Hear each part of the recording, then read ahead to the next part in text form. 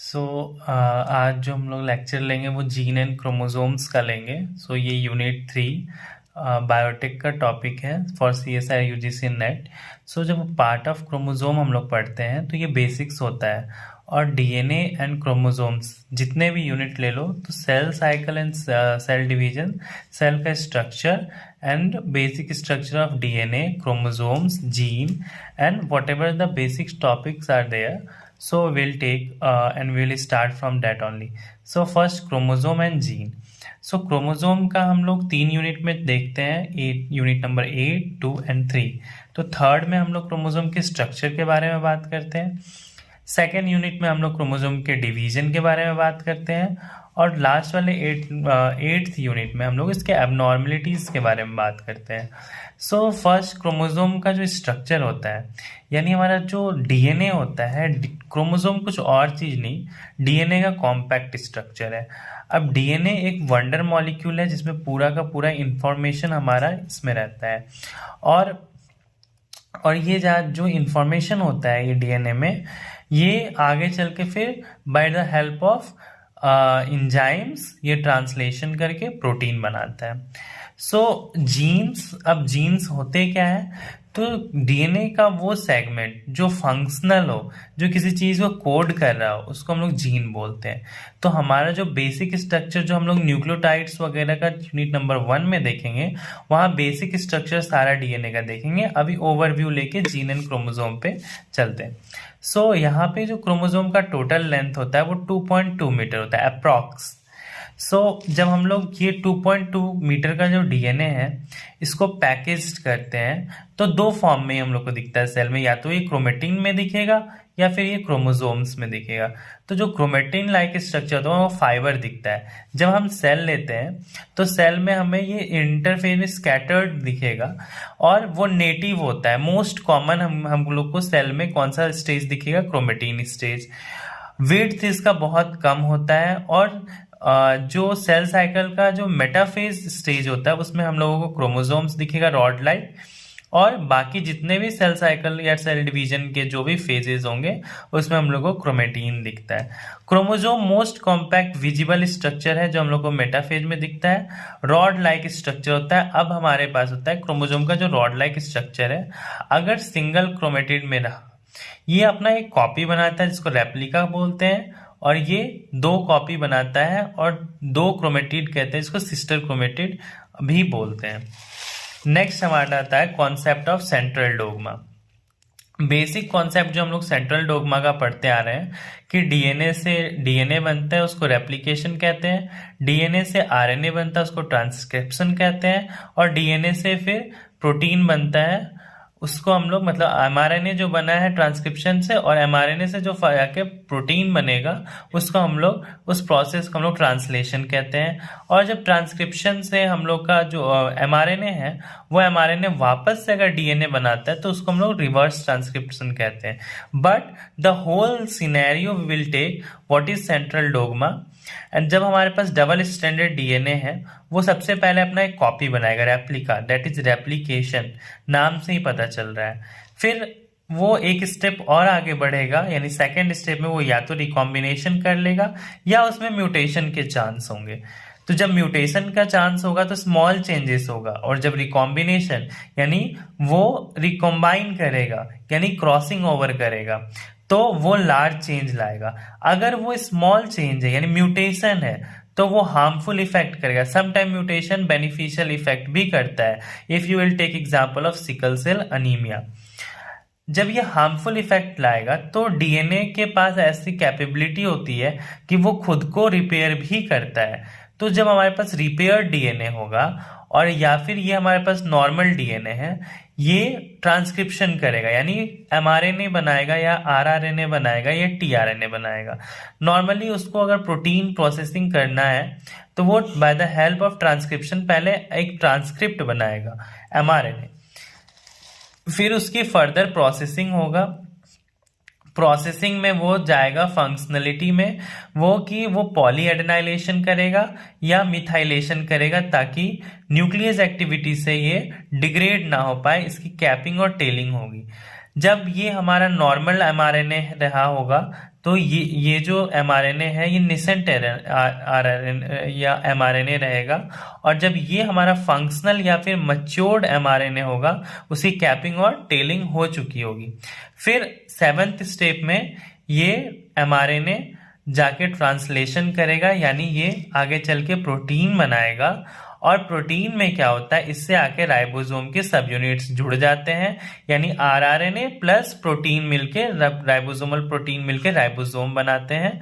और इसके पास ये एंटीकोडोन्स आते हैं जो कि इस कोडोन्स को रीड करते हैं। ये जो यहाँ पे अमाइनो एसिड्स होते हैं वो सीक्वेंस कोडोन को रीड करते हैं और प्रोटीन बनाते हैं। और उसके बाद ये जो हमारा प्रोटीन बनता है ये नॉन फंक्शनल प्रोटीन होता है। जैसे कि आप यहाँ पे देखे थे ट्रांसक्रिप्शन में, ये जो एमआरएनए पहले बना था वो नॉन फंक्शनल एमआरएनए था या नेसेंट एमआरएनए था या मैच्योर्ड नहीं था।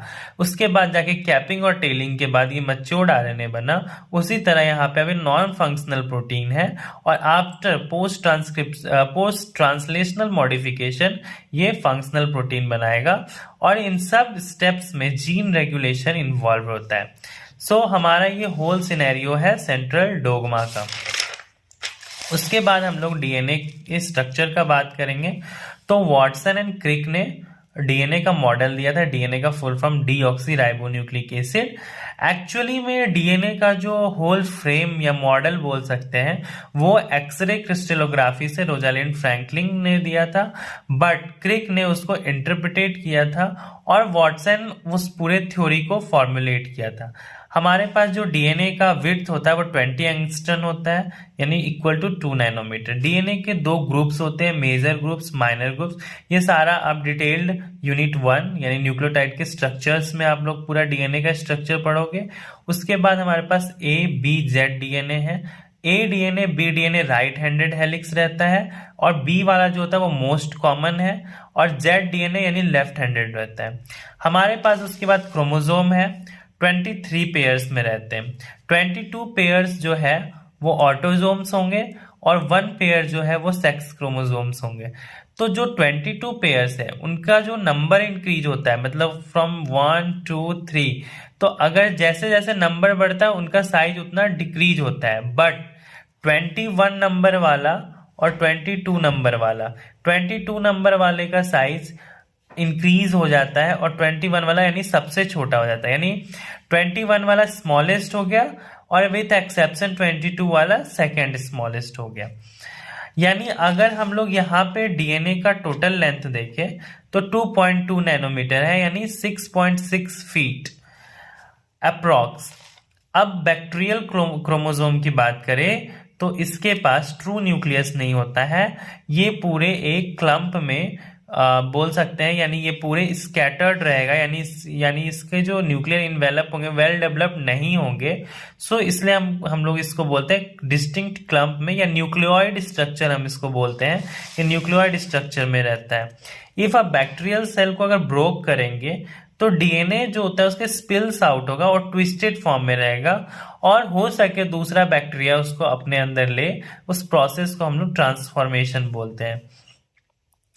आगे चल के हमारे पास जो डीएनए होता है बैक्टीरिया में, वो क्रोमोसोमल डीएनए के अलावा प्लाज्मिड डीएनए भी होता है, और वो एक्स्ट्रा क्रोमोसोमल मटेरियल भी उसको हम लोग बोलते हैं, या एक्स्ट्रा क्रोमोसोमल डीएनए भी बोलते हैं। वो सर्कुलर डबल स्टैंडर्ड डीएनए रहेगा, मोस्टली सर्कुलर रहेगा, बट मोस्टली वर्ड यूज के यानी हमेशा वो सर्कुलर नहीं रहेगा, कभी कभी वो लीनियर भी हो सकता है। जब हम यूकैरियोटिक क्रोमोसोम की बात करेंगे, ये बहुत ही कॉम्प्लेक्स है। Consist single extremely long molecule of DNA, एक क्रोमोसोम यानी एक DNA. The chromosome is an elongated, relatively uncondensed state, less tightly packed form of DNA in mitotic chromosome during interphase of cell cycle। यानी कि हमारा जो chromosome रहेगा वो इस स्ट्रक्चर में ना रह के ये पूरा स्कैटर्ड रहेगा हमारे पास, और वो एक्टिव फॉर्म में रहेगा। जब वो टाइट नहीं पैक्ड है तो उसमें हिंड्रेंस कम होगा, और जब हिंड्रेंस कम होगा तो यानी वो मोस्ट एक्टिव स्टेज में रहेगा।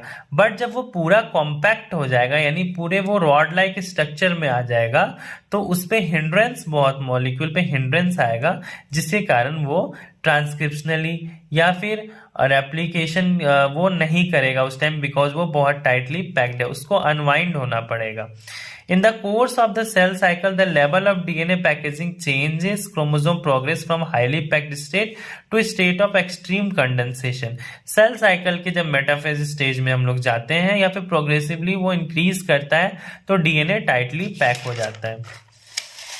आप यहाँ पे देख सकते हो डीएनए का हमारा नॉर्मल लीनियर फॉर्म है, ये अनकंडेंस है और वापस ये क्रोमोसोमल रॉड लाइक स्ट्रक्चर में आ जाता है, कॉम्पैक्ट हो जाता है, टाइट, और इस पे हिंड्रेंस काफी पड़ा तो एक्टिविटी इसकी लेस हो जाती है।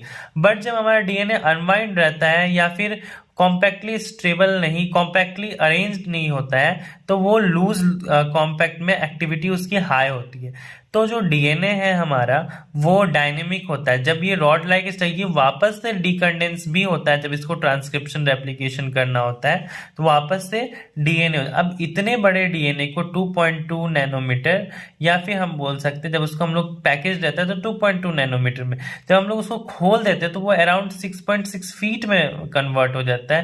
यानी मतलब पूरा खोल के अगर उसको बाहर निकाल दिया जाए तो वो 6 फीट का हो जाएगा। उसको एक छोटे से सेल के छोटे से न्यूक्लियस के अंदर अगर पैकेज किया जाए तो वो हम लोग पैकेज कैसे करेंगे, तो packaging of DNA into small spaces, उसके लिए स्पेशल न्यूक्लियोसोमल स्ट्रक्चर बनता है, वो हम लोग कल की क्लास में देखेंगे। तब तक के लिए टाटा बाय बाय।